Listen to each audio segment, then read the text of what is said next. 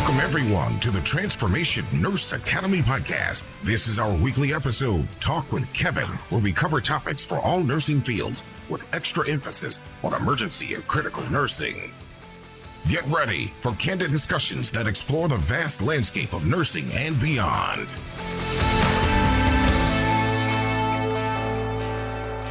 Welcome, bitches, to the Transformation Nurse Academy podcast. I have here Amy Arlund. She's the board of directors for the CNA. And if you can see on her shirt, she's also part of the National Nurses United. So, Amy, how did you first become involved in nursing, and what inspired you to take on the role of union representative? Nursing actually wasn't my first choice. I was a pre-med student and was 17 and was pregnant with my first child. And in my very first class at a private university college, the professor told me women didn't belong in his class unless we were there to take our nursing biology classes. And I told him I was a pre-med student to be a doctor. And he said, nah, I don't think so. He flunked me and I moved on to nursing school. Did he really flunk you? Yes, he did. Oh, that's some bullshit. So wait a minute. I got to back up because you said unless you took biology classes, you should have told me you already knew biology because you were pregnant. And look, 17, you just told me don't take away your naivety. But look, I'm very savvy, Amy. I'm very savvy. All right. So can you share some insights into the current state of unionization among healthcare professionals nationally? Nationally, right now, I think nurses have had enough, and they are calling us up, asking us to help them and give them the tools that they need to get the union in their workplace. We've had hospitals, like a very small hospital with only 90 nurses in northern Maine, that just recently joined. We've had people from South Carolina, Texas, Wichita, Kansas, New Orleans, Louisiana. A hospital in New Orleans is the very first hospital to join a union in the South. So it is. We've taken the summer of the union and just spread it, and that's what I'm doing. I'm trying to give people the tools that they need. The union is not some third party that can come in and fix your workplace for you. You have to bring it. So let me ask you this, though. Have you heard about the recent issues in Massachusetts with those hospitals going bankrupt? There's like, I don't remember the name of the organization, but it's like a corporation of hospitals, but there's like 3 or 4 that are on the brink of bankrupts. What do you think about that? Here's the thing. They say that they're bankrupt, but have you seen this gobbling up, right, of smaller hospitals that are supposedly struggling, hurting, but most of them are rural hospitals or they're hospitals in low-income neighborhoods. These big corporate healthcare organizations are buying them up and closing them on purpose. It's a way to bottleneck all of those patients, the ones that they want, right? They can pick and choose their patients then and send them in an ambulance to the nicer hospital, the newer facility, the one that has all of the tech and the latest innovations. But what they're really doing is taking healthcare away from the poorest people that need it the most. Like the one here in Madera? Like the one here in Madera. That was done intentionally. Yeah. All right. So what are the key challenges that nurses and healthcare professionals face in the absence of a union? The key challenge in an absence of the union is that the nurses do not have the skills that they need to collectively organize. I mean, the only way that you push back on anything when it's wrong in your workplace is collectively all getting together and saying, here's the issue, you've got to fix it, and you've got to go to the management who's responsible for that. Without that union organization and help and support, nurses just don't have the tools they need to make that happen in a non-union organization. Even though they do have the power, they just don't know how to use it. I'm going to talk about that because one of the things I think you don't really notice is the union. When you talk about the tools, they go through probably people like you who are in charge and the people who have time. They go through the Nurse Practice Act and the rules and the regulations, and then they can put them in a format that nurses at the bedside that are part of the union can use now. Because before, right now, nurses don't have a clue. Because have you seen the Nurses Practice Act and the Title 22? Like it's all spread out. Right. And nobody, geeks like me, read that shit. But most nurses, the average nurse doesn't have time to read it or maybe the desire. And so they're kind of lost in what they can and can't do and can't say. So I get that. All right. So in your experience, how has unionizing local hospitals positively impact the working conditions for nurses and healthcare staff and patients? Well, you think about it. If a hospital decides, or the group of nurses inside of a hospital decide that they want to talk to the union, immediately what happens is, everybody suddenly starts getting raises. You get pizza parties. They start throwing these little bonuses at you saying, here, you don't want the union. And that should automatically just send off all of those red flags that that's exactly why you want them there. But what it does, even if the union doesn't come in, think about here in Fresno, especially in our own backyard, there's only one unionized hospital and 5 hospitals that are not. What do those other hospitals have to do to maintain their competitiveness and to keep the nurses there? They've got to raise, their pay. They've got to make it a better place to work. They have to do something to compete with that one union hospital, or that one union hospital is going to poach all of their best workers because of the pay. Yeah, but I don't think that's worked out as quite as well as we think, because it's hard. For one, it's hard to get into Kaiser here, and two, all these other hospitals haven't really raised their rates that much. I'm not going to mention names or anything, but there is a local hospital. She works in a step down unit, and she says they're always overguided until state comes in. Once state comes in, then they're back in the ratios. So that's what I told her. I said, then why is that when state's there, they're magically in ratios, but when state leaves, they're not? And I said, that's because you as a nurse, and I don't mean you, Amy, but her as the nurse won't speak up and say, I'm not doing that shit. Right. We have enforceable law here in California. And, it's just like speeding on a highway. We know that there are laws against it. But, if you're in a hurry and you got places to be and things to do, you're going to break that law a little bit. Everyone does. And Yeah. what happens is it's only when the cop pulls you over and enforces that law that you're in trouble. It's the Right. same with ratios, right? We have a ratio law there. And every single hospital, not just Kaiser because it's union, every hospital is supposed to uphold those ratios regardless. They're going to lie and tell you they have a waiver, but you as the nurse have a license to protect that patient, and you have a law that you're supposed to be enforcing. Right. If your ratio is 1 nurse to 4, and by the way, ratios are nurse to patient. So you say the nurse part first, then you say the patient part. So if you have 1 nurse to 4 patients, but you, the nurse, are taking 5 or 6 or 7, who's making you do that? Is it your fear of management? Is it your fear of losing your job? Is it your fear of killing one of those 5, 6, 7 people? Because guess what happens when they come for your license? You had Right. a law that you were supposed to enforce, and that law was you do not let them break that ratio. The entire time during the pandemic at Kaiser, it was not because we were union that we didn't violate those ratios. We enforced it. Even in a pandemic, we made them stick to those ratios. Yeah, but they had waivers. Yeah, well, let me tell you about those waivers. They were stapled up 60 feet high up on on a tower that you had to climb a ladder to see, and then you're violating all of the safety, laws. Is So that yeah, true? Is that true? Is that really true? Is that true? yes, Love that. that is a true story. I had to tell you, I have Yeah. pictures of it. They even put it Yeah. on Kai's I letterhead love that. instead of Hey, the hey, state. Amy, you got your waiver. It's just up there about 60 feet in the sky, and you have to Yeah, get the ladder, which is out inside in the Connex way down the road. but they got their Oh, waiver, and I told them they had to put it on paper, so they did. They I printed love it on it. paper and I they love posted. that. I love that shit. I know it's not funny now, but I mean, it wasn't funny then, but it's fucking funny now. It is. It's hilarious. People don't believe that stuff. They think it's made up story, but it's not. All right. So, are there any specific examples of where the union has successfully advocated for improved benefits or policies for healthcare professionals? I think the one that I'm most proud of, and it's the most recent one that I can give you an example of, is we spent years trying to get a law passed here in California about surgical plume smoke. You And told me about. what a danger it is. And I'm telling you, I had to go to Sacramento, I think 7 years in a row to go talk to these people and bang my head against that brick wall to make them understand how simple of a fix it was. All they had to do was make a law and tell the hospital, go get the equipment and put it in place. And guess what? Magically this year, we finally got it. And so So, now every mm, hospital has to put the equipment in their operating rooms to clear the surgical plume from burning human tissue that makes all of us nurses in that operating room sick. so not that it's a kind of a moot point, but it's just a curiosity of mine. Is equipment that expensive? It doesn't matter if it's expensive No, or I not. know. That's what I said. I know Yeah. I know that, but I'm just Is me it personally, expensive? Kevin. Yes, it's All right, expensive. I'm sure that that's exactly going to be all the right, pushback from the hospital industry. Is that now they're going to say, well, it's too expensive and we can't afford it right now. So we're going to try to, push it yeah, that's off a right. little bit, Right, that's delay what it. I'm right. That's what I'm wondering, because I'm wondering what it costs and if that's going to be the reason they use to say they don't want to Mhm. do that. So the Yeah. rest of you got homework, surgical plumes. Even I've never heard of that, but I'm gonna look that shit up now. All right. So what advice would you give to the nurses considering the possibility of unionizing their workplace?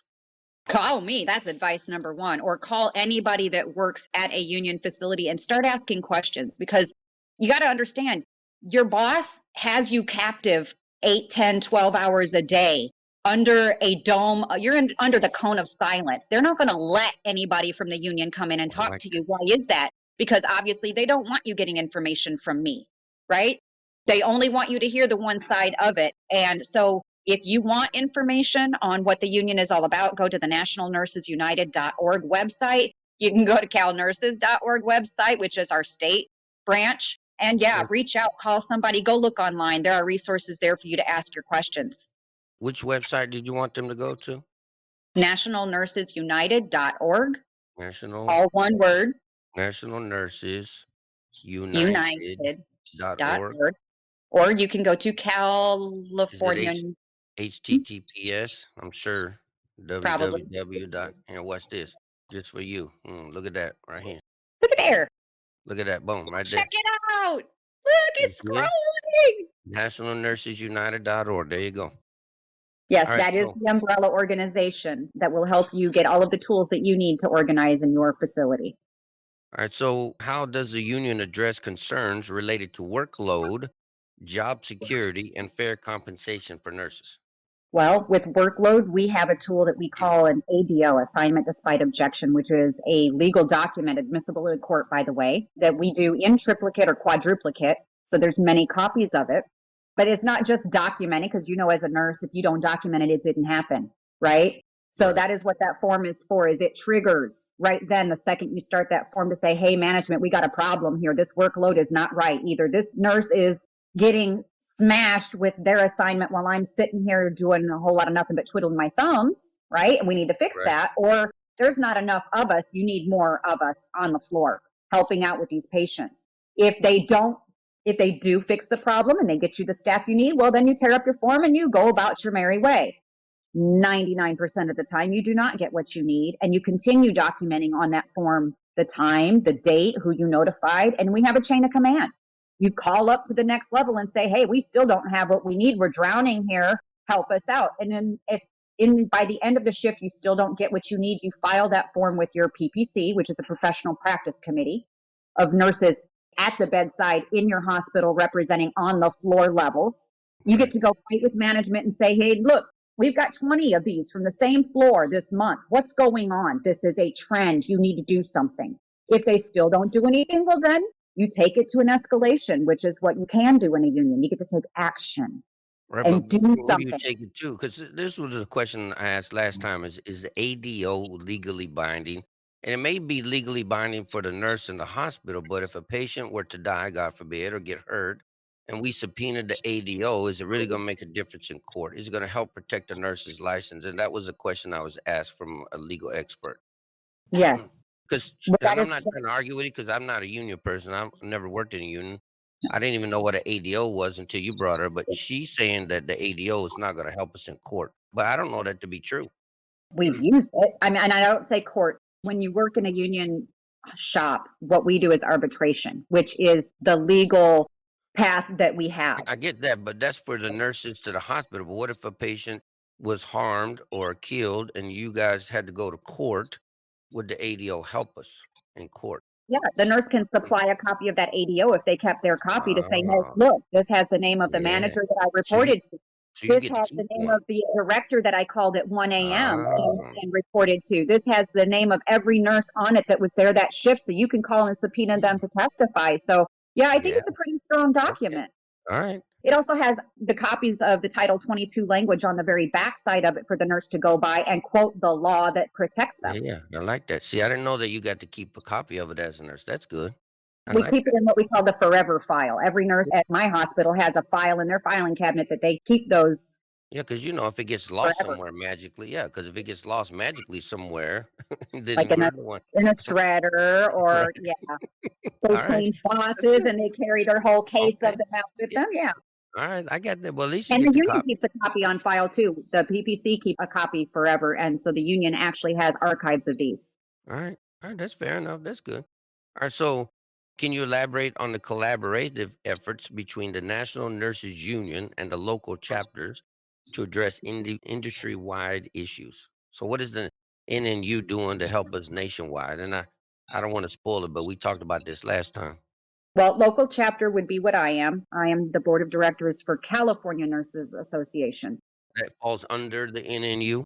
It falls under the NNU umbrella, right? The NNU is our national affiliation, and NNU actually also belongs to the AFL-CIO.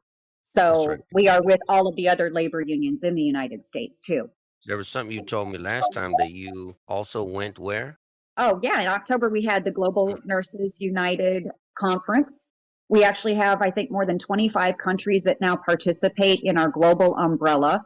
And we had delegates that came from all of those countries. And it was actually during the October 7th bombing in Gaza that we had some of our delegates from those countries that had to emergently leave the delegation. But it was really an eye opener to find out how nurses actually come together and try to fight for their nursing practice and their patients in other countries where unions don't exist. Right. Well, we have a hard time here getting unions to exist because people are afraid or they get put into the cone of silence. I like that. I'm gonna use that one now. It's true though. It's true. They're so scared. Like this person I've been talking to, they're so scared. Like don't tell anybody offline because I don't want to get fired or get in trouble and stuff. So they got people so intimidated to speak up.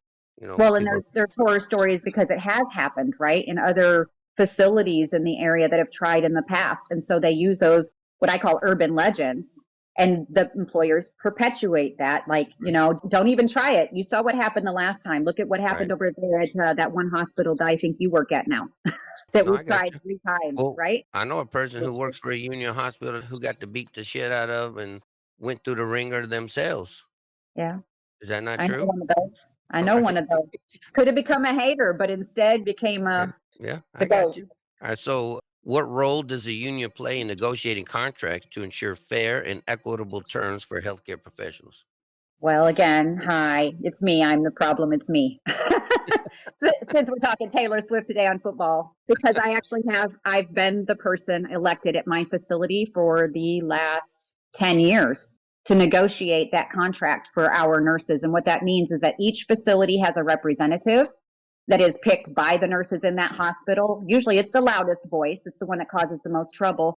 But every hospital has a nurse sitting across the table from these executives. And we actually do a survey for all of our nurses and try to get as many of them to fill it out as possible so that we are actually Right. speaking their language and we're speaking about what they want. So when I collect 800 surveys from my nurses and I look at the top 3 or 4 problems that the collective has told me that they want me to fight for, when I go to that table, that's what I'm speaking to. Right. You just said 800 nurses, but I'm sure that place that you work at has more than 800 nurses. Well, yeah, we have roughly 800 just at the Kaiser Fresno facility, but I'm actually for the whole entire region altogether, No, we have no, about no. 2. I was surprised that there's only 800 nurses here locally, but I thought there would be more. I just want to make sure that every nurse is taking the damn survey and speaking their voice and not just because, some nurses are lazy. They hang back and see what other people say because they don't want to cause trouble. And you know what I mean? Like, I don't like that. Well, Like, and just because I've been there for 22 years doesn't mean that I know what you want. I need you to right, fill out that survey and tell me because last year you might have said that, a raise was important. This year it might be your pension that's important. right. Wait a minute. Hold on. You just said that you've been there 20 years and you don't know what people want. Did you just admit that women can't read minds? All right, I got that on recording right there and shit. I like that. All right, so have you observed any notable changes in patient care outcomes in overall hospital environments after the implementation of a union in the healthcare setting? So does it really help patient outcomes? Because that's the new thing now. Now the new evidence is coming out saying that unions really don't make a change, or patient nurse to patient ratios really don't make a change in patient care outcomes. That's what they're pushing now. Yeah, well, I think that we have about 20 years of data collected here in the state of California alone that proves that since we implemented mandatory ratios, I think it was like we actually got it in the late 1990s, didn't get it Right, fully implemented until about 2005. But right, since then, mortality has dropped remarkably, central line infections, all of these metrics that hospitals follow to try to prove that we do a better job, that our patients are safer and better taken care of, are in Right. hospitals where ratios are upheld. We So went in my why is it? ICU 5 years in a row with not a single central line infection. And that was because the nurses and management worked together to fix the problems. So why do you think the new? Well, I mean, I already know this is a rhetorical question, but why do you think the new push is that these nurse to patient ratios don't work in patient outcomes? Because admitting that means that they have to hire nurses. Right. And To right hire now, nurses. there's this whole nursing shortage right now that everyone's heard of, right? And we actually have proof that there are over 1 million nurses actually with a registered nurse license that are not working at the bedside at all and Wait. implementing the license right now because of the working conditions.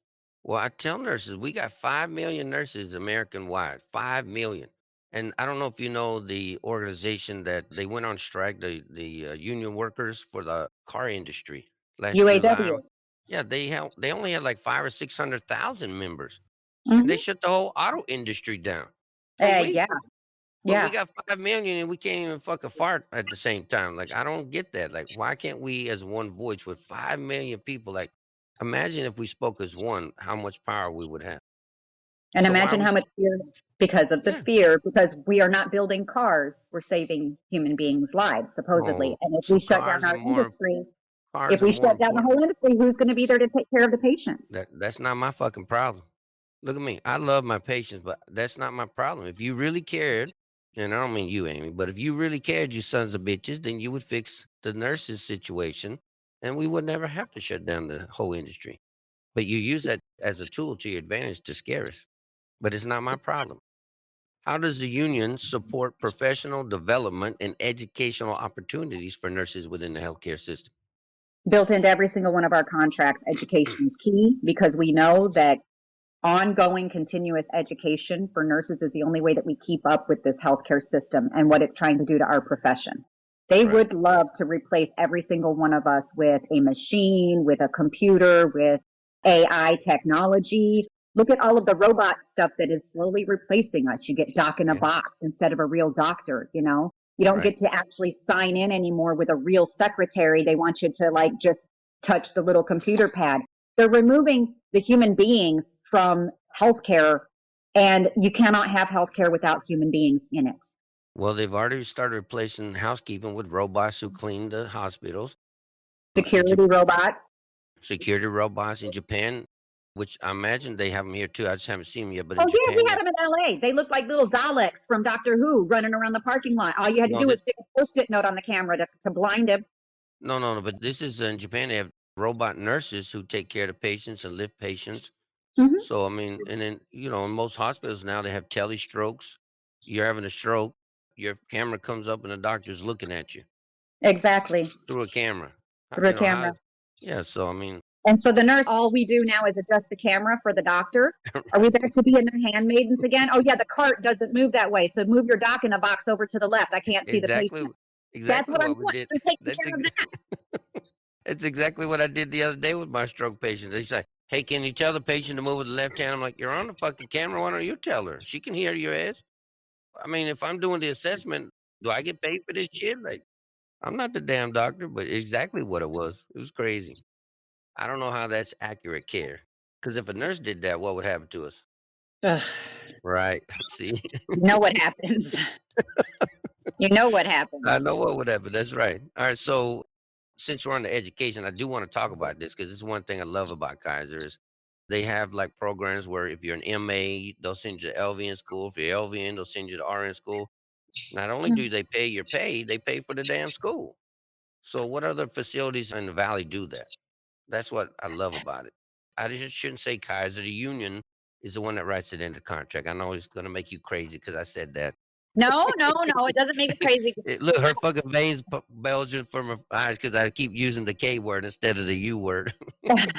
Well, the reason why is because the way I I look know. at it is that a lot of those hospitals that are pushing the clinical ladder right now, as we call it, they really want to push those advanced degrees. And a lot of that really has nothing to do with anything other than either the hospital's trying to gain magnet status or it's a debt trap. And that's the other thing that the union Oh, tries to okay. avoid, right? Because they lure you in by saying, oh, yeah, we're going to help pay for school. Well, they don't pay for all of it. They only Right. pay for some of it, which really is Right. nothing for them because it's peanuts. But for you, going into debt $20,000, $30,000 for the next 4 years, for what? You're not going to get a promotion at the end of this. And Right. they'll dangle it in front of you that, yes, they have a job for you. But then we've had so many nurses that have fallen for that trap and gone back to school to get their NP license or their master's for some Right. reason because they were lured into the idea that they were going to get some kind of better job, higher Right. pay, or that being a magnet hospital was going to somehow magically make life better for them. And now they've got these great big huge debts that now they've got to try to get reimbursement from a national reimbursement Right. company that they've third partied to. Well, So it's not it all does, fun and the magnet games. status helps the hospital because it helps them get more funding, but it doesn't really do much for It the doesn't nurse. trickle down. It doesn't Do you trickle think it down. That's trickles down true. to us? No. No, because that's one of my biggest things. I won't mention the school, but I'm very, very passionate about this. It's a private school. All the LVNs go to it. They spend 30, 40 grand, and they all tell me the same thing. I feel like I taught myself. But then Mhm. some of them get suckered into going to the RN program in the same school. They wind up out of school with $100,000 in debt. I'm like, you're never going to pay that shit off. No, Like, it's indentured servitude. yeah, You are like, now strapped to a debt and you are a slave to your job. You can never enjoy the work you do if that's the case. right. You're always going to be working to pay off that debt. Right. Because you're gonna work more to pay off the debt, and then you're gonna go on vacation, and then you didn't pay the debt, so now you owe more debt. Like, it's a vicious cycle and It stuff. is It a really cycle, is. and they do. So many of us get stuck in it, especially if they start gigging you out, right? Gig work. Right. If you're having to work 2 or 3 jobs just to pay all of those bills, that's gig work, right? Not just that, but then you're not paying attention what the fuck's going on in the rest of the world, and then you're about to get fucked. Yes.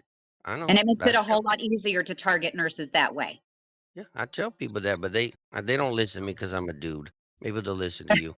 All right, so it's true though. All right, so what challenges have you encountered in advocating for unionization, and how have you overcome them? I already know this Oh. answer, but No, I'm gonna give you some fun stories. I'm gonna give you some that you probably have never oh, heard. all right. I was trying to unionize a major hospital on the East Coast in the city of Baltimore. I won't tell you the name of this prestigious Yes, all right. hospital, but they actually captured a picture of me somehow when I was visiting their cafeteria and put it up at all of the security desks throughout this whole entire major campus. So I actually had a mug shot in Wait, Baltimore I need a of fucking copy me. of this. Yeah, I need a copy of this so we can I post wish I it. could have gotten my hands on it because that was cool. And then there was another time that I was trying to help out a hospital in LA area. I won't name it. It was a Catholic healthcare system that we were trying to organize. And they actually put my face on a poster and said, Fresno doesn't matter. Oh And shit. that one I actually kept, and I have it laminated somewhere at the office because what they were saying was we had fought for equal pay for equal work. I Right. don't know if anyone remembers, but way back in the day, if you worked here in the Central Valley, you got paid like I get a I fourth. started at I started at like 15 or 16 bucks an hour when I first moved to the valley. Right. And You got paid I like a had fourth 10 of what you got patients paid in the each. day. Yeah, I had 10 patients or more. Right. And so what Yeah. we fought for over the decades was if I do the same exact job in my OR for Kaiser here as an OR in San Francisco does, and my patient has to pay the same premiums for their healthcare here as they do at that San Francisco hospital, how come I don't get paid the same? And so Because it cost did. of It took living us is about not 20 years 'cause of contract negotiations, but we got equal pay for equal work. the cost of living in San Francisco is more expensive than here, so you don't deserve that pay. That's what they tried to tell us, but we got Of rid of course, that's tiered what they say. wages. Right? Of course, that's what they're gonna tell us. Mhm. But if we're dumb enough to believe it, then I don't know. Sometimes I feel like we deserve what we get because we won't speak the hell up. Yeah. It's a true story. I got 16 bucks an hour, maybe 15, but it wasn't more than 16. And I had 10 patients on med surge. Sometimes they'd push it to 17. And when I would complain to my supervisor, I'm like, 17 seems an awful lot. And he would say, you're too young of a nurse. Just shut up and go back to work. When I Right? started off in Kentucky, I was making $11 an hour Oh, with my shit. bachelor's degree in the year 2000. Well, if you That go wasn't to, that long ago. And I had 25 patients with one care tech or one LVN to help me, pass meds or bathe my patients. But yeah, one nurse to 25. So when I got 1 to 8, when I got moved here to California, you I thought you make died a and lot gone to more than heaven. Right. $11. I think people don't realize this. Even today, it's 2024. If you go to these other states, and I don't know this for a fact because I haven't talked to people in a while, but I would bet money on it. If you go to Florida, Texas, Louisiana, all these southern states, I guarantee that nurses are probably in RNs, even with the badges, are probably not making more than 25 bucks an hour. Nope. That's probably the top pay there, and I don't know that, so if you are from those areas, share it, because I can almost guarantee you that that's what they're still getting paid today, and they don't have ratios. Like, Mhm, sometimes in ICU, they're taking 1 to 3, 1 to 4, and getting shit pay, mhm. and so I get it. Alright, so are there specific legislative or policy initiatives that the nurses union is currently focused on to improve working conditions for healthcare professionals? Oh, Other there's so than many. other than the surgical plume one, are you working on anything else? Well, we're working on a national ratios law. Well, that's what I was talking about. That's the one that they're pushing back, saying that ratios don't work. That's why you're Right. getting all this pushback. Well, and the hospital industry is gonna say, "Well, if we have to hire all of those nurses, how are we gonna be able to afford healthcare? It's already so expensive," because they blame the labor expense on us, that we are what costs people. But the ratios law is one of them. The other one that we are working on is the VA Employee Fairness Act, so that our VA nurses that we represent, and yes, we have public sector nurses in our union, that those VA nurses, the government does not give them the same rights that they give to private sector nurses like me working in a private sector shop like Kaiser. They're not allowed to negotiate for things like wages and their pensions and things like that. The government just spells it out. This is the way it's going to be, whether you have a contract or not. And so we're working That's on fixing that. that's because they're called GS jobs, and GS jobs are tiered, and GS jobs have been around forever. If you're GS1 up to I think 13, whatever tier you are, you get what you get, and you don't throw a fit. Yeah. Yeah, it's almost like being in the military. Hmm. Yeah. We're also So working you're on trying. Is that another what you're trying federal to law. work on, though? Is that what you mean? You're trying to work on that for Yes. Yeah. nurses? I got you. All right. The VA, well, I'm supportive of my VA nurses in our No, I got you. our But that's union. the whole principle behind what you're trying to do is to allow them to negotiate through those tiers, even though they're a GS job. Right. All right. Good luck with that Um, one. it's a tough one. The PRO Act, which is our right to organize, right, is one of the biggest laws that we are pushing, and we've been working on it for quite a while, which combats the right to work in a lot of states that are at No, will. wait. Don't we have a right to unionize and speak up? We don't have that right? Is that what you're telling me? There are a lot of states that do not have that right at all. They're called right to Shut work up. states, and it means that you can have a union if you want one, but it's voluntary. You don't have to belong to one. You don't even Right. have to pay dues if you don't want to. So it's a way to undermine the union altogether so that it's not really your right to work, it's their right to take your work for less. So is California, because California is an at-will state. You can get fired for any time you want in California, believe it or not. They can force you to do overtime in California. Did you know that? I did, unless you Yeah. belong to a union shop, because it's not a right to work state. Right. At will is one thing, right to work So is what's a the different difference in now you're gonna educate me because what is the thing. difference between an at-will state and a right to work state? What the fuck is the difference? I know, but if I don't know, I'm a smart son of a bitch, but if I don't know, then I'm sure most people don't know that shit. But maybe I'm just a dummy. Well, think of it this way. If you're an at-will employee, it's kind of like all your managers, middle management. If you work for a company and you are at will, that means that they can fire you for whatever reason they deem necessary. It doesn't have to be for any specific Right. reason. And And at the so, same time, I can fucking quit for any reason. I don't gotta give them a 2-week notice. I can just no, walk the fuck no, away. right. And that's the difference is because if you belong to a union shop, they cannot just fire you because they feel like it, because they want to Right. downsize or because they're closing a unit or a department. They Right. have to have a reason. It's called justification or just culture. There must be a reason for them to fire you. And then you have a whole entire legal right, to bring in your union rep and say, Right. I need to know why I'm in trouble. It's a Okay. full and fair investigation. Those are some of the other perks and benefits you get from being in a union shop. So versus a right to work, is that the right to work state? What's a right to Yes. work state then? Right to work state, those are the states where even if you are protected by a union, they have the right to make you work. How's that even possible if you got a union that Because they can make because in look, some Amy, we states, don't give a fuck about your union. We're gonna get your ass back to work and shut up. Is that what you're telling exactly. me? Yes, exactly. And the thing is that you're not even required to pay your union dues in those right to Yeah, work states. So, I mean, imagine how hard it is if you have a group of people trying to organize and fight in your workshop to make things safe for you, but they're told, you know, you don't have to pay your union dues. Those right, people have to work pro bono. And so, I mean, if no one puts any money into supporting you, how are you going to get those safety and health things met? right. The union's not going to stay around very longer. No, it's just a way to completely deflate them and take any collective power away you I have. get that. Yeah, I get that. That's crazy. All right. So you're working on legislation to fix that.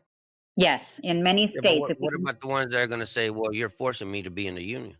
well, I know, it's but you know that's what people are going to say. I'm right just being because honest. I'm that working here, Amy. I don't want to be in the fucking union. Fuck I you. know, You and know. there are places that are called open shop and closed shop. And look, I'm a closed shop union. That means that in order to work at my hospital, you have to belong to a union. If you're a Right. nurse, you belong to the nurses union. If you work in environmental services, you belong to a service industry union, right? But I you got have to belong to one of these shops and you have to have your dues go to one of those you. You just trying to organizations. take. You just trying to take my fucking money.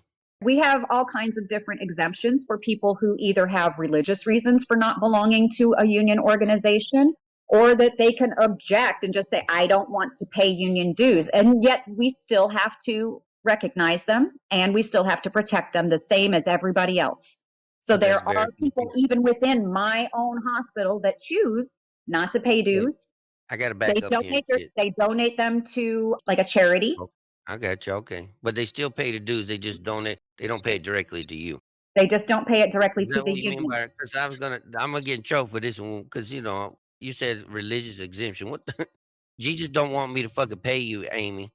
I mean, I don't understand. I get where you're going though. So they don't like.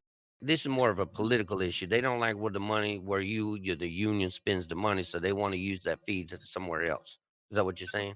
What I'm saying is that the nice thing about being part of a union is that we don't override any of your other beliefs, but at least there's an avenue to exempt yourself from it so that you can have your peace of mind, whether it's moral, ethical, I got religious, you. But scientific, whatever your belief system is. If you cannot participate in that, we give you an exemption to that. but you still gonna pay the fucking money. You're just gonna give it to somewhere else. You can send that money where you would like it to go Yeah, I'm to a okay with that. charity. Yeah, Mhm. no, but I get it. I mean, it's fair because you can't expect unions to work for free and shit. You got people working their ass off around the clock to get me nice benefits and shit, and you can't expect it free. Right. I get that. I know, but that's the hard one to sell because a lot of people feel that way. That unions are just trying to get your damn money, but somebody's got to get paid to run the damn thing. Yeah. I've had nurses tell me, "What do I pay you for?" Because they think that they pay me to be their union rep. And let me tell you, I still do all of my union work Right. pro bono. It is volunteer. It is for free. I don't earn a paycheck for being a You shop don't get steward. a bonus or anything. You I don't get get no bonuses. The no only thing extra pay. I get no extra pay. The only thing the union does for me is you pay your union dues, Kevin. And Right. now that we have something going on that you need somebody to go to Sacramento to go talk to these knuckleheads about You'll pay why your this way. is working, Yeah. they pay my wages so I can take That's the day off of work to go up there and do that for you. So fair. that's That's what your fair. union dues do for you. Yeah. So don't quit fucking bitching that Amy gets extra money and shit. Amy don't What get about nothing. well, she does, but it ain't what she wants. She gets heartache and grief and shit from I get people. all that of grief. Yeah. Yeah, I know. So can you discuss any successful strategies or best practices for building support and engagement among nurses during the unionization process? Because this is probably the toughest thing, building a union, because you're going to get a lot of shit from outside people to not help you build it. Yeah. Well, this is the tough question because see, the thing is, building a union doesn't happen from the outside in. It happens from the inside in, and it only stays if people stay. The Right. union only continues to grow its strength if there are people there that foster it, who nurture it, who water the roots of it and keep it there. Right? Ask me the question again. No, I got you. Well, just think about it this way. So you have a big union in Kaiser, and it's been there a while. You guys built a lot of benefits, but how does a hospital that's not Kaiser get the same things you get? Because I know nurses. I'll ask you the question again. So it says, can you discuss any successful strategies or best practices for both building a union and engaging nurses in the unionization process. So how do you help these motherfuckers who are not part of Kaiser to help build their union and keep their union and get the same kind of benefits and protections you guys have? Because they think that the unions is going to come in and make that magically happen. That's what their thought process is. Yeah. Let me ask you this. Does a code team work very well if all of the people on the code team don't know who's on the code team and if they No, have no training? nope. Okay. Go, Well, that's go. that's what has to happen first is you have to have a core committee. You have to find your like-minded people in your hospital that want to get together. You got to go reach somebody from the OR and one nurse from the emergency room and say, "You know what? This sucks. How can we make this better?" And if you get that core group of nurses to come together inside the hospital and be able to say, "You know what you're doing is wrong and we want to talk to you about it," and be able to go to the administration and say, "Here's our list of problems But why that you won't they need." do that? You already know the answer, but why won't nurses do that? One, because they're not going to get fucking paid to do it. Like you They're not said, it's pro bono and volunteer. Two, what's going to happen when that core nurses go to the management and say, listen, bitches, we tired of this shit? What will Mhm. happen to that core group of nurses? Well, if they don't stick together, they're going to get picked off one by one because it's Right, divide and conquer. That's union busting 101. right. And so that's why it's so important to build that core group because it's more than just a group of like-minded people. You got to be tight. You have to really get to know each other and know what your department needs are, know what your family needs are, know what your patient needs are, and put those at the forefront and hold each other's hands no matter what. Because when you come together as a group, that's when you truly are terrifying to management. Right, You're but they're it's not going to be a tough you're not process for them. intimidating, they're intimidated. Right, but it's going to be a tough process to go through. You got to admit that. It's never an easy process. And you know what? It's not like the fight is over as soon as the union gets in the door, right? You think, yay, Right, we won the union, and now somebody else comes in and takes over. No, you right, just won the election. Now what are you going to do? Because right. now the fight just gets started. It Well, continues that daily. that's what I tell people. They bitch, oh, we don't have this, oh, we don't do this. Then why don't you fucking step up and be the leader and shit? But people don't want to be the leader because once you get on top, what happens? You carry a big, huge target on your back. Right. And then there's only one way to go. Well, it's either It's up or true. out, right? Right. It's true though. Up and out or up and down. I mean, shit. All Oh. right. So in your opinion, what main advantages of having a union for both experienced and new healthcare professionals entering the healthcare field? How's it going to help old nurses and young nurses alike? And not just nurses. I put in healthcare professionals. I know that you guys I don't think you deal with anything other than nurses, but We do. We have a whole entire yeah, branch of our union called CHAYU, which is for ancillary other staff. other ancillary staff Right. and licensed people to actually be part of the nursing union. Because It's I don't just want to a leave separate everybody. Yeah, I just don't want to leave everybody out because we are a family. We are one. family. And we don't work in a silo without each other either. Right. I'll read the question again. What main advantages of having a union for both experienced and new healthcare professionals? What are the advantages? One of the advantages, I think, for new grads and newly trained nurses in a union environment is that we have preceptorships set up and guidelines to actually nurture our young nurses. Floating is a big deal in most Right. hospitals, right? And you know that when you're at the bottom of the ladder, you're always the first to get booted out of your department and you get no training. You don't get any sense of belonging that way, and you can't build your confidence that way. And so, Right. within our education and mentorship part of our contracts, we make sure that we have protections for those new baby nurses, as we call them. The ones that are just now trying to get their feet wet and understand and learn the nursing process. And then how it protects our older nurses is that it's the more experienced nurses that will be the ones to step up and accept the responsibility and volunteer to train those younger ones by going through the preceptorship program. And I think that when it's done voluntarily instead of how most of these schools do it, where they just throw a bunch of nursing students at Right. you and they're like, guess what? You're going to take these 4 nursing students today. And you're not a teacher. Right. You came into work and to do your job. You weren't expecting to have to educate and train and have Right. all of these eyes watching you and have to talk and do at the same time and not get paid anything for it, right? When we have Right. to take students, do you get any extra pay for taking those students? No, they Most just of the get time, thrown on no. you. Right. And most of the time, you're the newest one on the unit taking the students. I will tell you the scariest thing I ever witnessed when I was organizing on a campaign was that I went into an ICU at this huge hospital, and the ICU charge nurse was younger than my kids Right. and had 2.5 years experience, but they were Right. running an ICU, and it was terrifying. That's because nobody else wants to do it, though. There is nobody else to do it, and they didn't even know enough to be scared. But is it their fault? No. What do you I do mean, when the turnover is so rapid that the right? oldest nurse on your department has only been there 2 or And 3 if years? something would have happened, right? Something would have happened. Who would have been the fall guy It would have or been that girl? poor little 24, 25-year-old, Right. 2.5-year nurse. Right.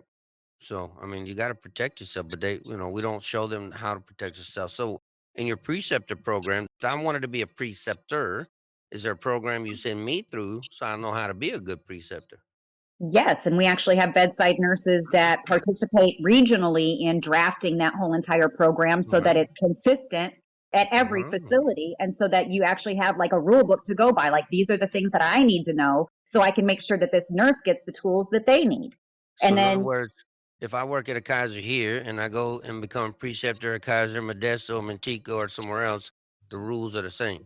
they're similar. I mean, not I every know, but single there's hospital is a I identical, but got you, yeah, but there's a basic foundation. It's not there's a like it's basic foundation, yes, that not we've like it's a already worked on. drastic change. Yeah, it's not like a drastic change. No, it should be something that you can expect. Hey, if I was a preceptor in Fresno and now I go and I'm working in ICU in Modesto and I want to be a preceptor, I should know how to go through the preceptor program, and these are going to be the expectations. I got you. All right. No, that's good though. That's the Because nice most thing about having a regional contract, is that all yeah. 22 facilities have got the same playbook. And so if I'm a new grad nurse, I go through the new grad program and you tell me you're gonna give me 12 weeks of training, it's not gonna be 12 hours or 12 days, like No, most places. no, because in this little book right here, you can go to a certain page in this contract and it says, if I'm a new grad, this is what I get. And if Mm, I'm the preceptor, this is what I get. And if they don't follow this and we disagree, then you have a grievance process to say, hey, wait a minute, I didn't get all the training that I needed. But a nurse has to speak up and again enforce those things. So that's right. why we try to catch them early and say, here's your rule book, follow it. I got And you. we have classes to teach new nurses too how to use that manual. Just like we teach them how to use the drug book, we teach them how to use their Mhm. union book. Yeah, because most people don't like to read and shit. No, most of them never crack the binding. Now, isn't there an So app for that? Can't I get it online? yes. Well, Yes, why don't you? Why yes, don't you look there at is. me, Look, Granny, why don't you get to the 21st century and put all this shit electronically? I was It gonna is ask you online. I was We gonna ask you that. You talking about the ADO and copies and shit. Is the ADO electronic? not yet, because we are See? working to make it have the Get your same. ass into the 21st century, Granny. We're working on it, but there's a lot of stuff that's got to be done to make it legal I and know, but binding document. I know, but I think that's the one thing that us seasoned nurses, older nurses, we don't realize that the younger generation doesn't like paperwork and shit. They like electronic shit, and we balk at it. But that's the way things are gonna move. We're Yeah. gonna be retired or dead soon, and they're gonna be one taking over. How do we help them take over if we're not listening to them and using their data and platforms to help them be successful? We Well, that laugh was the at one. them, but yeah, we laugh at them, but I think we're the ones who are fucking the big dummies because we won't embrace the technology, which may be a benefit to us too. Well, because we've seen the technology fail us and betray us so many times I that, got you. so yes, we did. That's one thing the pandemic did make us do, is learn to embrace some of the technology. Some bitches are still not embracing it. No, but we are trying to find ways to incorporate it and use it to the nurse's advantage, Right. not I get that. not to work against us. I know. I don't want And, them to and take you know, over the here. hospital is always going to find a way to use it against us. Well, then So, we need to be smarter. yeah, we got to be smarter. Work smarter, not harder. So hospitals have an organization called the Hospital Associations, and they are an organization that works for the hospital. We should Mhm. have a nurses organization that works for nurses. We do. I know we I, do. I wonder what it's called. I wonder. You can visit it at nationalnursesunited.org. It's down at the bottom of the damn ticker there. All right. So, what steps does National Nurses United take to address workplace concerns and conflicts on behalf of its members? So, how does the NNU help us? What do they do to address our concerns and our workplace concerns and conflicts? Well, I've already talked about fighting legislation, right? At the local, state, and federal levels.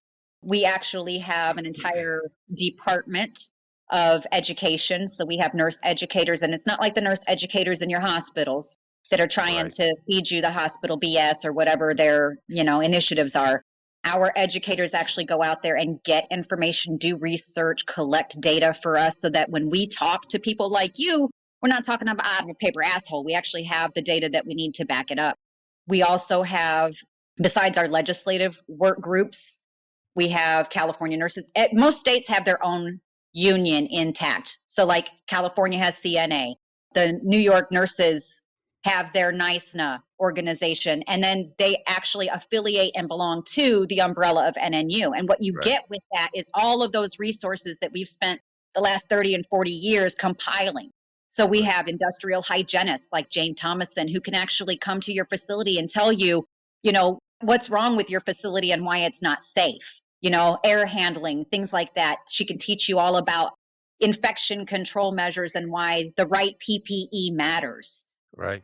Yeah. and get through to people about things like vaccinations and actually have data to collect and tell you about that. Because as nurses, we're all scientists. We don't want to just be fed a bunch of crap.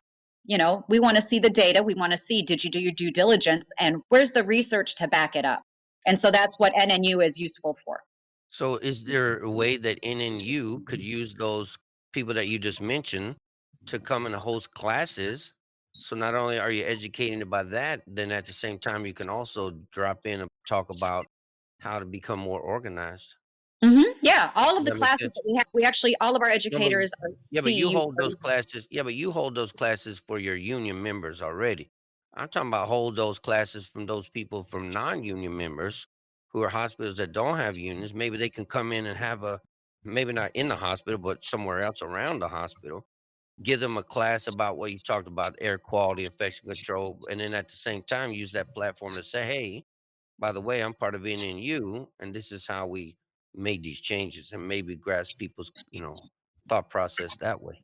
Yeah, that is a good suggestion. Does that make sense what I'm saying? Yeah, Like absolutely. like Like maybe host these classes through the Central Labor Council, maybe, or through a Metro Council, where nurses that are not necessarily in the union but want this information can come and take the class. not just Gotcha. that, not just that, but they get information about what you said, infection control, air quality, things like that, surgical plume. But at the same time, you know that you have the platform of all these nurses who came to get educated, but then you can say, well, here we're going to talk about the NNU because the Hmm. NNU is the one who made this possible.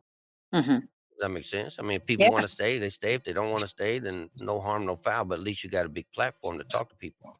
yeah. There we Think go. about that. I don't think about that. All right, my last question here. How does the NNU engage with its members to ensure their voices are heard in decision-making processes? And what mechanisms are in place for member participation and feedback? So if I become a member, how do I know my voice is being heard? And how do I know that you're going to listen to my feedback, not just take my damn money? First thing that we do is we have our National Nurses Magazine that we send out to every single member, right? And what we do is this is where we let people know what's going on. And if we're having an election, which we have elections at every single level, regional, state, national, if you want to be involved, and actually that's the only way the union works is if you and I actually do the Right. work. But if you're willing to volunteer, or someone, what we say, tells you to do it, you fill out your paperwork that comes in the magazine to say, hey, I'm willing to step up and do something. And that's where you go and you get onto those, you get into the workshops. Like I got started off just doing things at my own local hospital. And then it was like, come along with us and let's go to Sacramento and go, raise some hell. And then you get dragged along to these other classes, and pretty soon, you're in the pipeline. And everything about a union is about communication. We have our WhatsApps, our group me's, our Facebook pages, and we talk to each other face to face all of the time because that's the only way it works. Right. If you live in a silo, you're not part of a union. Right. Well, I mean, it's no different. I mean, I'm part of a couple associations. We call them association, but it's like a union because we do the same thing. We have meetings locally, we have meetings statewide, we have meetings nationally, we have these conferences we go to, we go see our legislation. It's no different than what most people are probably doing in their own type of organizations. It's just instead of helping your area of expertise, you're helping nurses in general make a big change so all of us can have equality in pay and safe patient ratios and taking care of our patients so we don't have to get stressed. So, Yeah. yeah, that's good. All right. So, is there anything you want to add before we call it a day? Don't be shy. Um, You did don't be. awesome. Yeah. Um, yeah, I think the only thing I want to add is that it's because I belong to a union that I've been able to have the great things that I've had.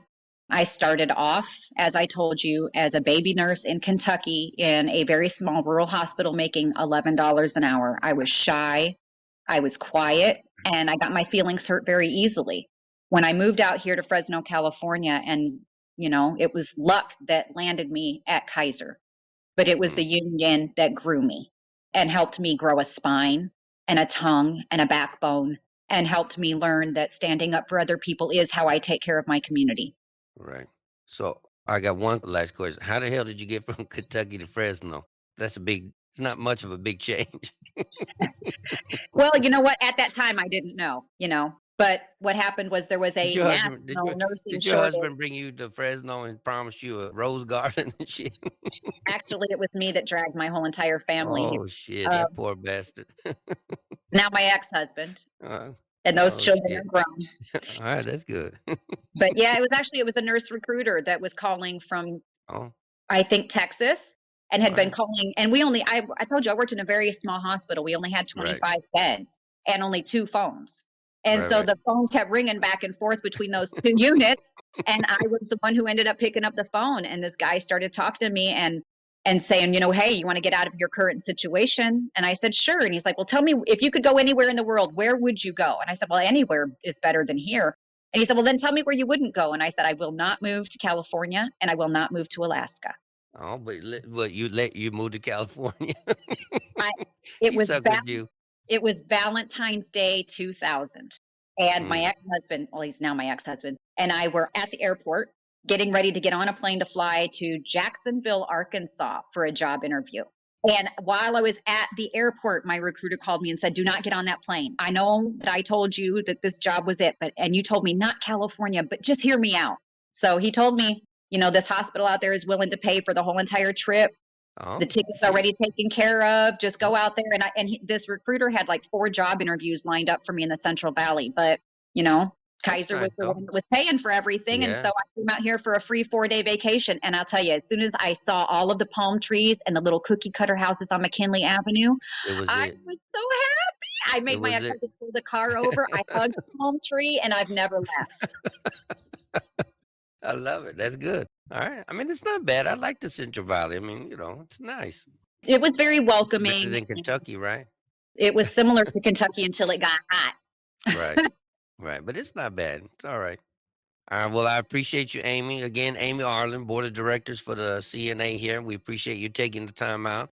Again, if you have any questions, you can always reach out to her on Facebook, Instagram. And if you have any questions about how the unions can support you, just go to nationalnursesunited.org. Or again, just reach out to Amy. All right. Thank you, guys. We appreciate you. Don't miss out. Engage with us weekly, share your thoughts, and let's transform the nursing landscape together.